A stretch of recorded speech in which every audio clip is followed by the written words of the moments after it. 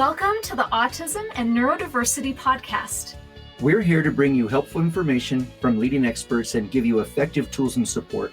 I'm Jason Grigla, a licensed counselor and founder of Techie for Life, a specialized mentoring program for neurodiverse young adults. And I'm Debbie Grigla, a certified life coach. And maybe most importantly, we're also parents to our own atypical young adults. Friends, hello, welcome. Today I want to talk to you about how you can crush the hold shame has on your child or teen or young adult and boost their well-being by parenting with more empathy. Parenting and working with young people, especially when they're struggling with being autistic or neurodivergent or highly sensitive or anxious, depressed, strong-willed, like the list could go on and on. It can feel exhausting and lonely. Have you ever gathered up the courage to finally open up and be vulnerable and share with someone your struggles or what you're going through, only to be interrupted or have them just jump in and offer their very naive advice about what you should be doing differently so that you felt better? Have you ever been told that you're doing it wrong or given a list of things that you should try that, of course, you've already tried? Or maybe you have had someone jump in to one-up you with how much better their worst story is than yours. And it's one thing when it's someone that you don't know that well, but it's a whole nother thing when it's someone that is close to you that you feel like should be there for you and they aren't able to do it for you. Or maybe you go into a space or an environment where it's supposed to be supportive and you're met with this. I think autism Facebook support groups should come with warning labels. Post asking for help at your own risk. Only people with thick-skinned should be posting. Our society as a whole is not great at empathy. But everyone seems to be really, really good at shaming and blaming and telling other people what they should be doing. And it's the same for our children, teens, and young adults, especially if they're autistic and neurodivergent or have other challenges. They come looking for support and empathy and understanding, and they are often met with criticism and negative feedback and judgment, rejection, really. We as humans need connection. We as humans need connection. We thrive on belonging, and we need to feel seen and heard and understood. And one of the most powerful and yet underrated ways that we experience this is through empathy. When you as a parent practice more empathy, you can help crush the hold that shame has on your loved one. The stuckness they experience because of shame and feeling like they're bad or broken. And you can support their confidence and their sense of well-being when you offer empathy. When you withhold empathy and you don't have it in you to be empathetic, you may be inadvertently feeding and reinforcing their internalized subconscious thoughts, stories, and shame-based beliefs that keep them in a spin of being stuck and struggling. But when you practice empathy, you're actually supporting your young person's ability to emotionally regulate and their sense of well-being, which leads to a sense of well-doing. It leads to success. It leads to increased happiness. So why is it that offering empathy can be so hard to do for our young people sometimes? I think what happens when a young person is in distress, when they are struggling, when they're emotionally dysregulated, our lower brain nervous system threat response registers that as danger, like this is bad.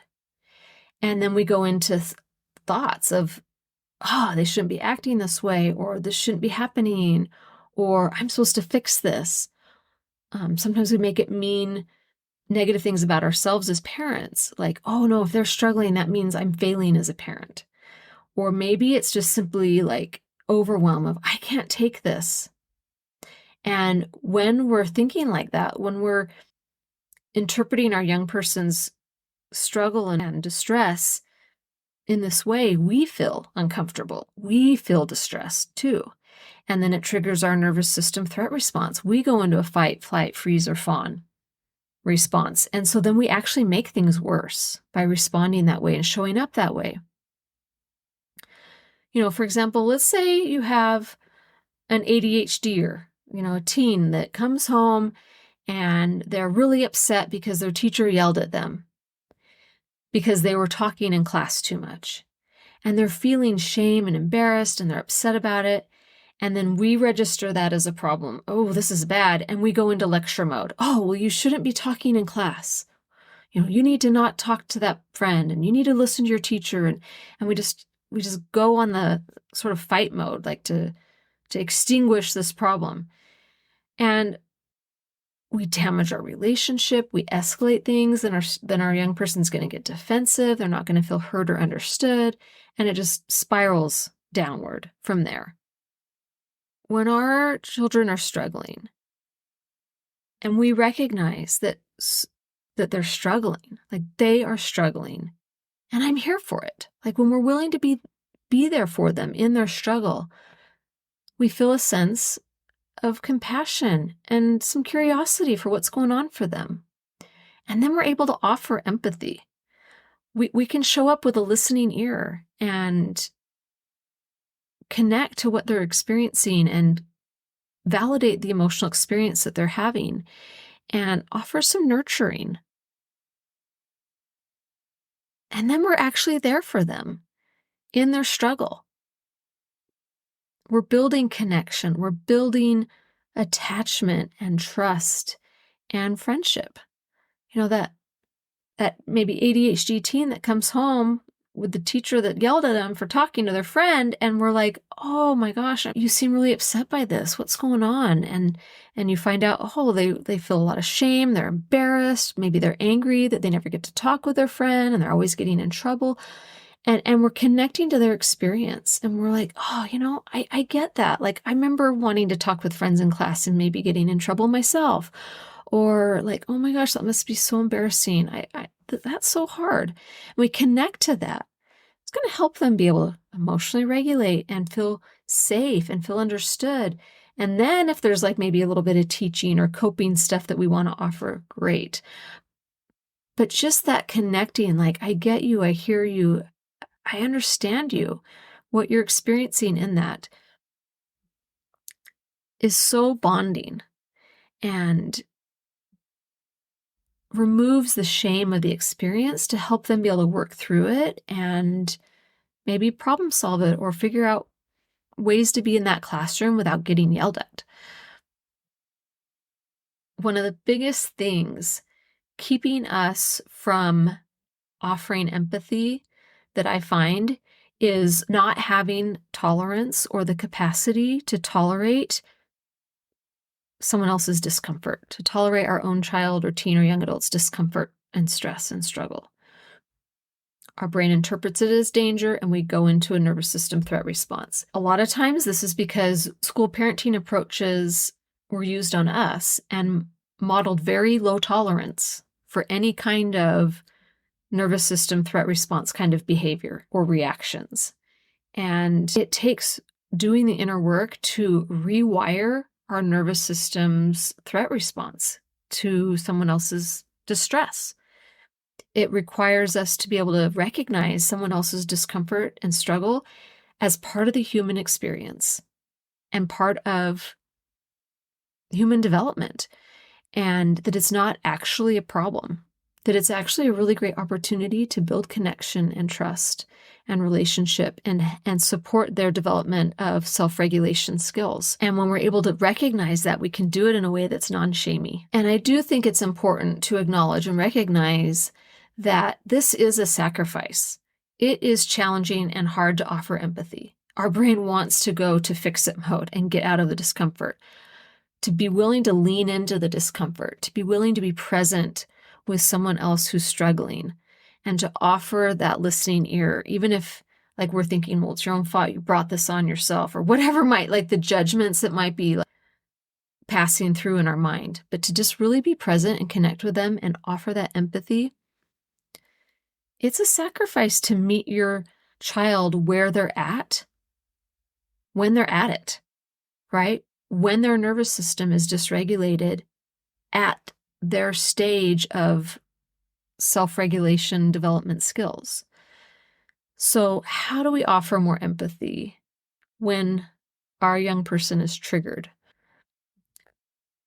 It just keeps going back to by continuing to develop our own emotional regulation skills, our stress and discomfort tolerance. It is uncomfortable work, and it's so worth it. It pays incredible dividends. Being able to offer empathy when you see distress is such a game changer. And I know because I have children that struggle. I work with young adults and parents who struggle. And my ability to be able to parent, to coach, to mentor is effective. It's effectively boosted by my ability to emotionally regulate and tolerate other people's distress. If this is an area that you struggle with, I encourage you to get on our email list and keep coming here to this podcast and listening, and follow us on social media. And we're going to do what we can to help you and support you and be able to turn these distressing patterns into amazing opportunities where you really build connection and show up differently and in ways that feel really good, actually. When you are willing to sit through that discomfort, you actually, on the other end of that, is increased connection and love and support. And we need to do that for each other. So I hope that you find this helpful, and I hope you have an amazing week, and love on those kiddos of yours. Take care. Thanks for joining us on this episode of Autism and Neurodiversity with Jason and Debbie. If you want to learn more about our work, come visit us at jasondebbie.com. That's JASONDEBBIE.com.